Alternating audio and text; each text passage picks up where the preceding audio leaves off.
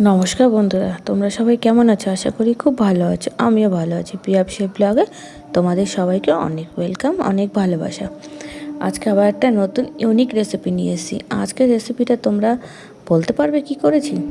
আচ্ছা, আমিই বলে দিচ্ছি। আজকের রেসিপিটা একদম অন্যরকম রেসিপি।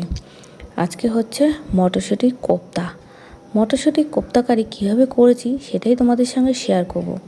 সেটা জানতে গেলে সঙ্গে থাকুন, পুরো ভিডিওটা দেখতে থাকুন। মটরশুঁটি কোপ্তাকারি করার জন্য আমি মটরশুঁটিগুলো ছাড়িয়ে নিয়েছি। এগুলো ছাড়িয়ে নিয়ে ভালো করে জল দিয়ে ধুয়ে রেখেছি। এবার একটা মিক্সার বলে নিয়ে নিচ্ছি, এটা পেস্ট করে নেব। মটরশুঁটিগুলো ভালো করে আগে মিক্সিং বলে নিয়ে নিলাম। এর মধ্যে নিচ্ছি 3টে কাঁচা লঙ্কা। ঝালটা তোমরা নিজেদের স্বাদ অনুসারে দেবে। আর 1 চামচ মতন আদাটা আমি গ্রেট করে নিয়েছি, তোমরা বেটেও দিতে পারো। আর অল্প পরিমাণ নুন। এবার সামান্য পরিমাণ জল দিয়ে এটা আমি মিক্সিতে একটু নাড়িয়ে নেব। দেখো, মিক্সিতে নাড়িয়ে নিয়েছি। আমি খুব বেশি মিহি করিনি। মটরশুঁটি কোপ্তা করবো, একটু মুখে যদি না পড়ে খেতে তো ভালো লাগবেই না, আর বুঝতেও পারবে না এটা কিসের। যখন দানাগুলো একটু মুখে পড়বে খাওয়ার সময়, তখন হেভি লাগবে খেতে। দেখো, এর মধ্যে আমি নিয়ে নিচ্ছি সামান্য পরিমাণ নুন, সামান্য পরিমাণ হলুদ গুঁড়ো, অল্প পরিমাণ জিরে গুঁড়ো, আর নিলাম বেসন।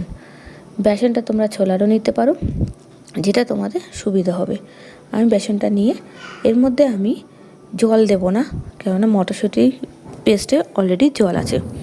তাই এটা বেসনের সাথে ভালো করে মিক্সড করব। এর মধ্যে যদি দানা থাকে তাতে কোনো অসুবিধা হবে না। যখন কোপ্তাটা খাবে, মুখে যখন দানাগুলো পড়বে, দারুণ লাগবে খেতে। জাস্ট আমি যেভাবে দেখাচ্ছি একবার বানিয়ে দেখো। এটা আমি মাখা হয়ে গেছে। আর মধ্যে আলুগুলো আমি ডুমো ডুমো করে কেটে নিয়েছি। আর নিয়েছি একটা বড় সাইজের টমেটো, আদা, কাঁচা লঙ্কা, আর ফোড়নে দেবো দারচিনি, এলাচ আর লবঙ্গ। তেলটা গরম হতেই আমি এর মধ্যে ফোড়নটা পরে দেব। আগে বড়াগুলো করে নিই। বড়াগুলো এক এক করে দিয়ে দিলাম। বড়াগুলো একটু টাইট যেন হয় সেইভাবে চেষ্টা করতে হবে করার। একটু দিয়ে সময় নিয়ে বড়াগুলো আমি উল্টাবো, যেন দেখতে হবে ভেঙে যেন না যায়। দেখো, বড়াগুলো আমি এক এক করে উল্টে নিই আর বড়াগুলো ভেজে নিই। তারপর ফিরে আসছি তোমাদের কাছে। বড়াগুলো আমার ভাজা হয়ে গেছে এক পাট। তোমরা দেখতেই পাচ্ছ তো লাল লাল হয়েছে। আর একটু লাল করব, কেননা এরকম যদি তুলি ভেঙে যাওয়ার চান্সটা থাকবে। একটু লাল লাল হলে, ব্রাউন কালারটা আসলে তারপর তুলে নেব।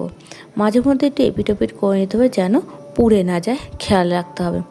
এই বড়াতে তোমরা আর কিছু অ্যাড করো না, কোনো রকম সুজি বা চালের গুঁড়ি কিছু দিও না, তাতে ভাল লাগবে না। তোমরা দেখো, বড়াগুলো কিন্তু লাল লাল হয়ে গেছে। এবার এগুলো এক এক করে আমি তুলে নিচ্ছি।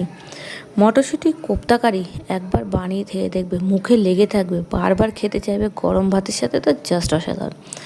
ভাজাগুলো আমার হয়ে গেল। এইবার ওই কড়াইতেই আমি সামান্য পরিমাণ তেল অ্যাড করেছি, দিয়ে আমি আলুগুলো দিয়ে দিলাম। আলুগুলো একটু ভাজা ভাজা করব।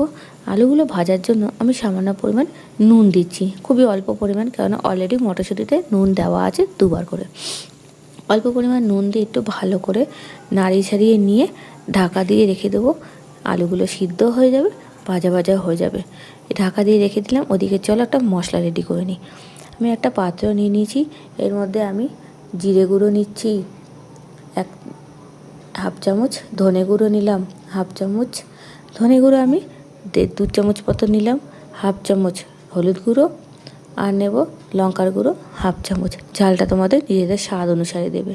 আর নিলাম নুন। আমি ওদিকে কাঁচা লঙ্কা অ্যাড করেছি, আর এখানে শুকনো লঙ্কার গুঁড়ো অ্যাড করলাম।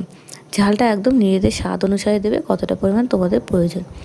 এরপর জল দিয়ে আমি এটা ভালো করে একটা পেস্ট রেডি করে রেখে দিলাম। রান্নাটা তাড়াতাড়ি করার জন্য সুবিধার্থ করে নিলাম। এইভাবে তোমরা করবে, খুব তাড়াতাড়ি রান্না তোমরা করতে পারবে। এদিকে মশলা করতে করতে দেখো, আলুটাও কিন্তু আমার সেদ্ধ এবং ভাজা ভাজা হয়ে গেছে। এবার আলুগুলো তুলে নিচ্ছি। আলুগুলো তুলে নিয়ে এবার আমি রান্নাটা তৈরি করব। আমি কি কি মশলা অ্যাড করছি সব তো তোমাদের দেখিয়ে দিচ্ছি, আমি কীভাবে করবো সেটাও দেখিয়ে দিচ্ছি। তাই চলো, সঙ্গে থাকো। আলুগুলো তুলে নিয়েছি। এবার ওই কড়াইতেই আমি অল্প পরিমাণ তেল অ্যাড করছি। তেল একদমই ছিল না বলে সামান্য পরিমাণ তেল অ্যাড করে নিলাম। সর্ষের তেল আমি রান্নায় ব্যবহার করছি। এবার দিলাম দারচিনি, লবঙ্গ আর এলাচ। একটু নাড়া দিতেই আমি এর মধ্যে দিয়ে দিচ্ছি টমেটো। একটা বড় টমেটো আমি কুচিয়ে নিয়েছি। তোমরা চাইলে ছোটো টমেটো থাকলে দুটো নেবে এবং এটা পেস্ট করেও নিতে পারো। আমি টমেটোটা ভালো করে সিদ্ধ করা অপেক্ষা করলাম। দেখো টমেটো কিন্তু আমার প্রায় সিদ্ধ হয়ে গেছে, মাখা মাখা হয়ে গেছে। টমেটো গোটা থাকলে ভাল লাগে না খেতে, আর মুখেও লাগলে ভাল লাগবে না। একটু মাখা মাখা হলে গ্রেভিটা খুব সুন্দর হবে। এরপর এর মধ্যে দিচ্ছি আদা কুচি আর লঙ্কা, দুটো কাঁচা লঙ্কা আমি অ্যাড করছি। আবার বলছি ঝালটা কিন্তু নিজেদের স্বাদ অনুসারে দেবে। এবার ভালো করে একটু নাড়িয়ে চাড়িয়ে নিয়ে কিছুক্ষণ মশলাটা, টমেটো আদাটা একটু কষতে দেবো, একটু কুক হওয়ার জন্য অপেক্ষা করবো, কেননা আদার একটা কাঁচা গন্ধ থাকে, সেই কাঁচা গন্ধটা রান্নার স্বাদটা নষ্ট করে দেবে। আমি ঢাকা দিয়ে রেখেছিলাম জাস্ট কিছুক্ষণ। দেখো আদাটাও প্রায় কিন্তু আমার রান্না হয়ে গেছে। এইবার চলো যে মশলাটা আমি রেডি করে রেখেছিলাম সেটাই দিয়ে দেবো। মশলার যে পেস্টটা রেডি করেছিলাম তোমাদের দেখিয়ে দিয়েছি কী কী দিয়েছি, সেটাই আমি ঢেলে দিলাম।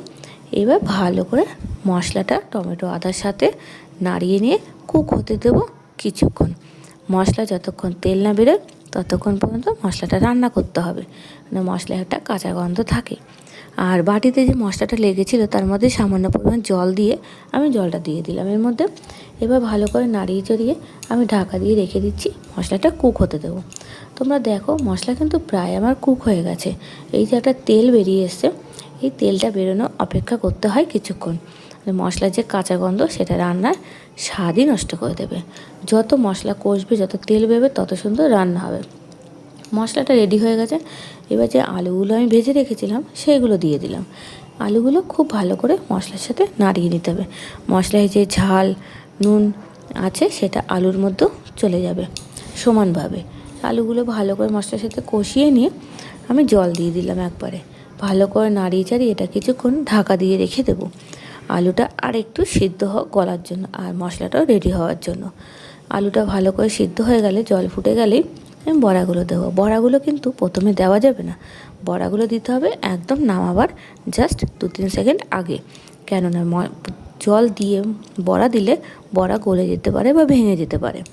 আমি এই যে বড়াগুলো দিয়ে একটু নাড়িয়ে চাড়িয়ে নিয়ে জাস্ট 2 সেকেন্ড আমি রেখে দেবো, যেন রান্না তো আমার একদম রেডি। এরপর যে লাস্ট জিনিসটা দিচ্ছি সেটা দিয়ে স্বাদটা বাড়াতে হবে, তো এর মধ্যে দিলাম 1/2 চামচ মতন গরম মশলা আর দিলাম 2 চামচ মতন চিনি। নুন ঝাল মিষ্টিটা নিজেদের স্বাদ অনুসারে দেবে। তোমরা কে কীরকম নুন ঝাল পছন্দ করো সেটা তোমরা সেইভাবেই দিও। আমার রান্নাটা একদম রেডি। আজকে তোমাদের কাছে নিয়ে আসলাম মটরশুঁটি কোপ্তাকারি। রান্নাটা ভালো লাগলে একটা কমেন্ট বক্সে কমেন্ট করে যেও। আর হ্যাঁ, ভিডিওটা শেয়ার করে দিও, লাইক করে দিও।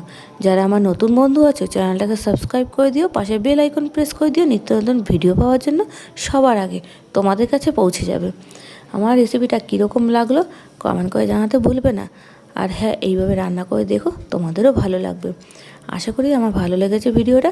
নতুন ভিডিও পাওয়ার জন্য আবার আসছি খুব তাড়াতাড়ি নতুন রেসিপির সাথে। তত পর্যন্ত তোমরা সুস্থ থেকো, ভালো থেকো। মটরশুঁটি কোপ্তাকারি শুধু তোমাদের জন্য। আজকে আসি, আবার আসবো নতুন ভিডিওর সাথে। চলো এই অবধি, চলো টাটা।